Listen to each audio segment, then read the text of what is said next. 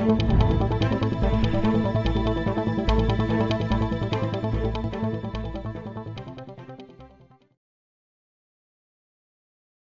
यह सौभाग्य है, हमारे बीच दर्शन परिषद बिहार के यशस्वी अध्यक्ष और बीडी कॉलेज पटना के पूर्व प्रधानाचार्य, जिनके नेतृत्व में दर्शन परिषद बिहार ने एक नई ऊंचाइयों को प्राप्त किया है और उन्होंने सहर्ष हमें इस कार्यक्रम के आयोजन की सहमति प्रदान की। इसके लिए उनके प्रति आभार व्यक्त करते हुए हम उन्हें आमंत्रित करना चाहते हैं। प्रोफेसर बीएन ओझा सर, आप आए और हमें अपना आशीर्वचन दें। प्रोफेसर बीएन ओझा।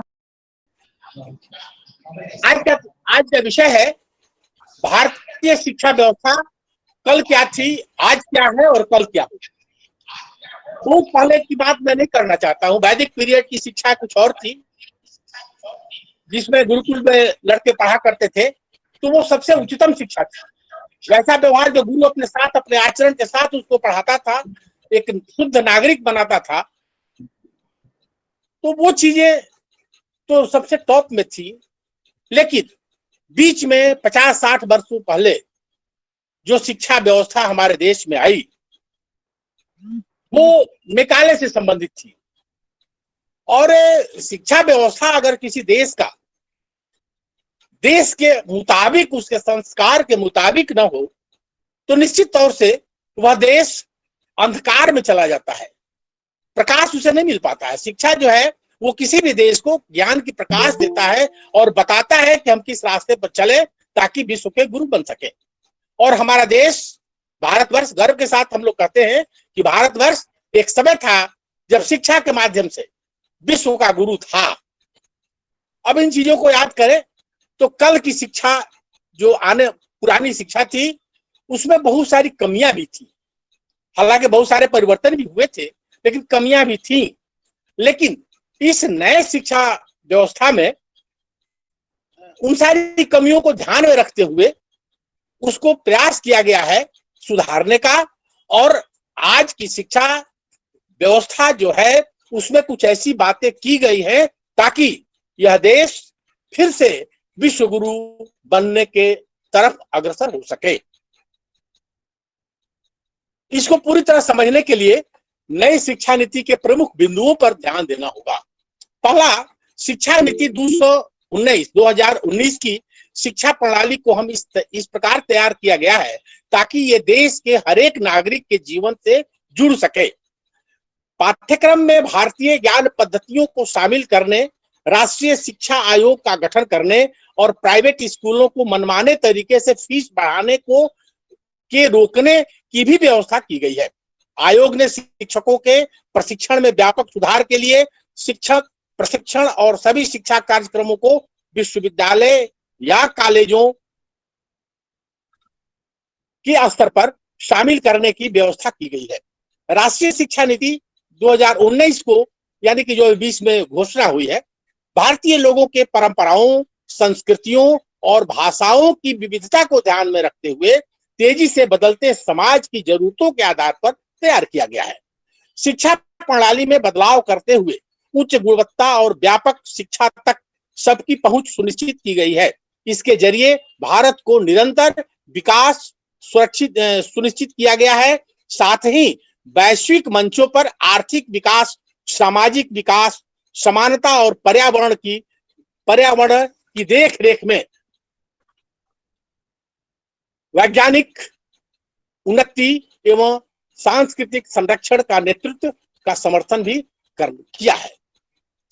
मसौदे में 3 भाषाओं की नीति का प्रस्ताव है, जिसमें हिंदी भाषी क्षेत्रों में मातृभाषा, संपर्क भाषा के रूप में अंग्रेजी के अलावा तीसरी भाषा के रूप में हिंदी को अनिवार्य किए जाने की सिफारिश की गई है। पहले की शिक्षा पद्धति में जनसंख्या के आधार पर प्राथमिक विद्यालयों की बेहद कमी थी या है भी। भारत में लगभग 6 लाख स्कूल कमरों का अभाव है। दूसरी सबसे बड़ी कमी शिक्षकों की है, जिसके कारण कई कक्षाओं के बच्चों को एक ही कक्षा में बैठाकर पढ़ाया जा रहा है, जिस पर शिक्षकों का भार अधिक था। सभी बच्चे एक साथ बैठते थे 3-4 क्लासों के बच्चों को मिलाकर, क्योंकि कमरे की कमी थी। तो परिणाम क्या होता था कि शिक्षक जो है हर एक बच्चों को पर्सनली जान पहचान नहीं कर सकता था, पहचानता भी नहीं था, जबकि नियमतः 35 छात्रों पर एक शिक्षक की नियुक्ति का प्रावधान है। परंतु इस लक्ष्य को अभी तक कायम नहीं किया जा सका है। शिक्षकों के कमी के कारण बिहार में नियोजित शिक्षकों की बहाली की गई है तथा न्यूनतम राशि मानदेय के रूप में दिया जा रहा है। वही उसी स्कूल में आम शिक्षकों को वेतनमान प्राप्त हो रहा है, जिससे शिक्षकों में इंफीरियरिटी कॉम्प्लेक्स विकसित होता जा रहा है और वह अपने छात्रों के प्रति न्याय नहीं कर पा रहे हैं। नई शिक्षा नीति में इसका समाधान किया गया है ताकि शिक्षकों को अपमानित न होना पड़े। बुनियादी ढांचे में कमी, बिजली, पानी, शौचालय, बाउंड्री वॉल, लाइब्रेरी, कंप्यूटर जैसी शिक्षा साधनों की उपलब्धता कम ही स्कूलों में प्राप्त है। सरकारी स्कूलों में शौचालय होने के बावजूद सफाई एवं पानी की कमी के कारण लड़कियों का जाना संभव नहीं हो पाता है। विभिन्न प्रकार की परेशानियां हो जाती हैं। सभी जानते हैं कि शिक्षा के आप सभी लोग जानते हैं कि शिक्षा के मुख्यतः 4 स्तंभ ही हैं। पहला शिक्षक, दूसरा विद्यार्थी, तीसरा पाठ्यक्रम, चौथा ढांचागत बुनियादी व्यवस्था। आज के शिक्षा प्रणाली में इन चारों की कमी महसूस की जा रही है। हालांकि 50-60 वर्ष पहले तो और भी कमियां थी। कुछ आज शिक्षकों की संख्या, छात्रों की संख्या, पाठ्यक्रम एवं बुनियादी ढांचे में बहुत सारे परिवर्तन एवं विकास किया गया है, परंतु जनसंख्या को ध्यान में रखकर देखा जाए तो आज भी कमी है। साथ ही कॉलेजों की बहुत कमी है। वैश्विक स्तर पर कोई भी स्कूल या कॉलेज ऐसा नहीं है जो 100 के नीचे हो या 100 के अंदर में आवे। पहले की शिक्षा व्यवस्था में 10+2+3 के बदले अब नई व्यवस्था में 5+3+3+4 का फॉर्मूला लागू किया गया है। नर्सरी से 12वीं कक्षा तक की पढ़ाई को 5+3+3+4 के फॉर्मूला के तहत 4 चरणों में बांटने की बात नई शिक्षा में है। 5 साल का पहला चरण 3 से 8 वर्ष के आयु ग्रुप के बच्चे के लिए है, इससे फाउंडेशन स्टेज कहा गया है। दूसरा चरण कक्षा 3 से 5 तक 8 से 11 वर्ष के बच्चों के लिए है, इसे प्रिपरेटरी स्टेज कहा गया है।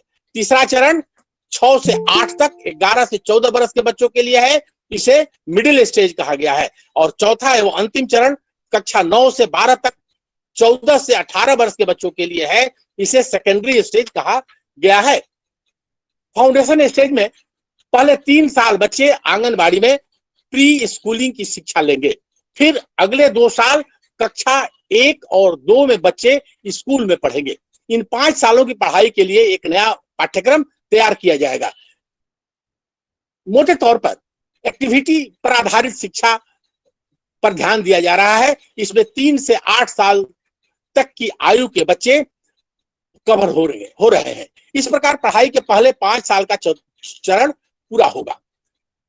प्रिपरेटरी स्टेज, इस चरण में कक्षा 3 से 5 तक की पढ़ाई होगी। इस दौरान प्रयोग के जरिए बच्चों को विज्ञान, गणित, कला आदि की पढ़ाई कराई जाएगी। इसमें 8 से 11 साल के बच्चे कवर हो रहे हैं। मिडिल स्टेज, जिसमें कक्षा 6 से 8 तक की पढ़ाई होगी तथा 11 से 14 वर्ष की आयु वाले बच्चे कवर हो रहे हैं। इस कक्षा में विषय पर आधारित पाठ्यक्रम पढ़ाया जाएगा। कक्षा 6 से ही कौशल विकास का कोर्स यानी पाठ्यक्रम शुरू कर दिया जाने का प्रावधान है। सेकेंडरी स्टेज कक्षा 9 से 12 की पढ़ाई 2 चरणों में होगी, जिसमें विषयों का गहन अध्ययन कराया जाएगा। साथ ही विषयों को चुनने की आजादी भी होगी। पहले सरकारी स्कूलों में प्री स्कूलिंग की व्यवस्था नहीं थी। कक्षा 1 से 10 तक सामान्य पढ़ाई होती थी। कक्षा 11 से विषय चुन सकते थे, यानी शिक्षा पैटर्न 10+2+3 था, लेकिन अब शिक्षा पैटर्न 5+3+3+4 होगा, जिसके तहत बच्चों के लिए 4 स्टेज होंगे। Foundation stage, preparatory stage, middle stage और चौथा सेकेंडरी स्टेज, जैसा ऊपर जैसा हम चर्चा कर चुके हैं। पब्लिक स्कूल के नाम पर एक मजाक बहुत सालों से चल रहा था। उन स्कूलों को पब्लिक स्कूल कहते थे जिनके दरवाजे के भीतर पब्लिक के जाने की संभावना बहुत ही कम दिखती थी। अब उन स्कूलों को पब्लिक शब्द का इस्तेमाल करने की इजाजत नहीं होगी। ये प्राइवेट हैं तो प्राइवेट ही कहलाएंगे। नई व्यवस्था में स्कूली शिक्षा में 3 साल से 18 साल के बच्चों को शामिल किया गया है। यह एक प्रगतिशील कदम है। अब करिकुलर और एक्स्ट्रा करिकुलर को का भेद भी समाप्त कर दिया गया है। यह भी आवश्यक था। अब अध्यापकों की रेगुलर नियुक्ति होगी। वर्षों से नियुक्ति नहीं हुई थी। इसके साथ ही मानदेय पर जो बहाल टीचर थे, नियोजित शिक्षक, उनकी उस परंपरा को भी समाप्त किया गया है इस शिक्षा प्रणाली में। हमारी आज की शिक्षा प्रणाली मेकाले से प्रभावित है। बहुत सारी खामियां हैं जो हमारे देश को विश्व गुरु बनने में बाधक हो रहा है। किसी भी देश का विकास उस देश की शिक्षा प्रणाली पर निर्भर करती है, कारण कि देश की उन्नति के लिए प्रत्येक व्यक्ति जिम्मेवार है, या वही देश को अपने ज्ञान, संस्कार तथा अच्छे आचरण के द्वारा अपने देश को बुलंदियों पर पहुंचा सकता है। आज का शिक्षित वर्ग ही देश की अर्थव्यवस्था को ठीक तरह से चला सकता है। पर अगर शिक्षा प्रणाली ही ठीक न हुई तो उस देश का भविष्य अंधकार में वो चिंताग्रस्त हो सकता है। इसके साथ साथ नई शिक्षा नीति में उच्च शिक्षा को पहले से लचीला बनाया गया है, जिसकी सबसे प्रमुख विशेषता मल्टीपल एंट्री एग्जिट सिस्टम है। अगर कोई छात्र ग्रेजुएशन में प्रवेश लेकर सिर्फ 1 साल का ही कोर्स पूरा करता है तो भी उसको इसका प्रमाण पत्र दिया जाएगा। वही 2 साल का कोर्स पूरा करने वाले छात्रों को डिप्लोमा और 3 साल का कोर्स पूरा करने वाले छात्रों को ग्रेजुएशन की डिग्री प्रदान की जाएगी। ऐसी व्यवस्था पहले की शिक्षा व्यवस्था में नहीं था, जिसके कारण लड़कों को बहुत सारे कारणों से हताश होना पड़ता था। एडमिशन लेने के बाद पढ़ाई छूट जाती थी तथा वे हताश हो जाते थे। लेकिन आज वो व्यवस्था सुधर गई है। आज की शिक्षा प्रणाली में उन कमियों को दूर कर दिया गया है।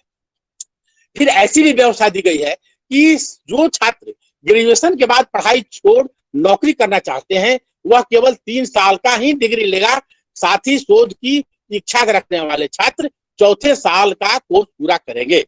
इसके साथ ही पहले 3 साल का ग्रेजुएशन और 4 साल का हो जाएगा तथा एमए सिर्फ 1 साल का ही होगा, जबकि शोध करने वाले 2 साल की एमफिल का कोर्स न कर सीधे पीएचडी कर सकेंगे। यह एक अच्छा बदलाव तो है, लेकिन छात्रों या अभिभावकों के लिए भी अच्छा बदलाव है। पर बहुत सारे दार्शनिक चिंतक की राय है कि एमफिल की डिग्री भी बहुत कारगर एवं उपयोगी है, इसे नकारा नहीं जा सकता है। इसके अनुसार सरकार इसे समाप्त करे अमेरिकी शिक्षा पद्धति की तरफ अग्रसर हो रही है, जहां शिक्षा एक कमोडिटी और व्यवसाय के रूप में देखा जाता है।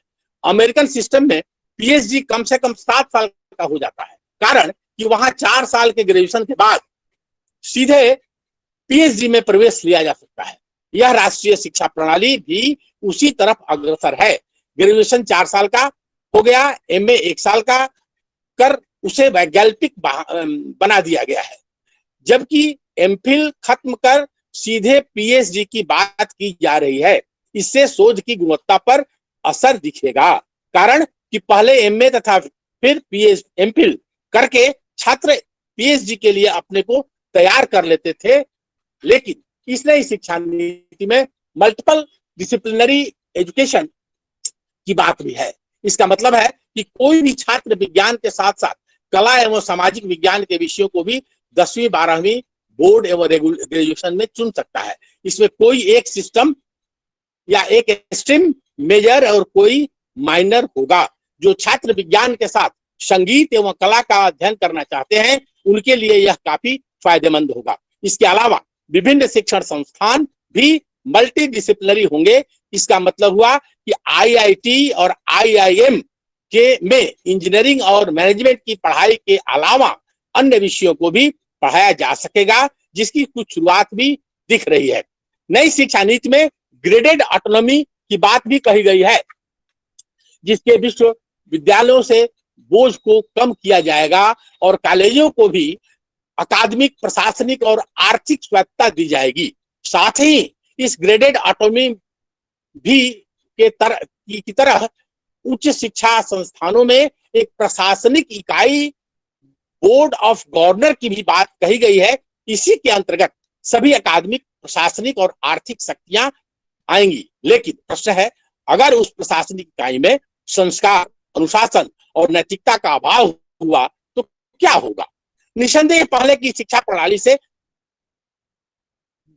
2020 की नई राष्ट्रीय शिक्षा नीति सुदृढ़ है, विकासशील है, रोजगार परक है, विद्वतापूर्ण है, पर यह तभी संभव होगा जब देश के कर्णधारों का आचरण सही हो, उनमें नैतिकता कूट कूट कर भरी हो। नहीं तो सरकार अगर जीडीपी 6% बढ़ाकर 10% भी कर दे और अगर नैतिकता एवं आचरण कर्तव्य निष्ठा में सुधार नहीं आया तो सब के सब प्रणाली धरी की धरी रह जाएगी।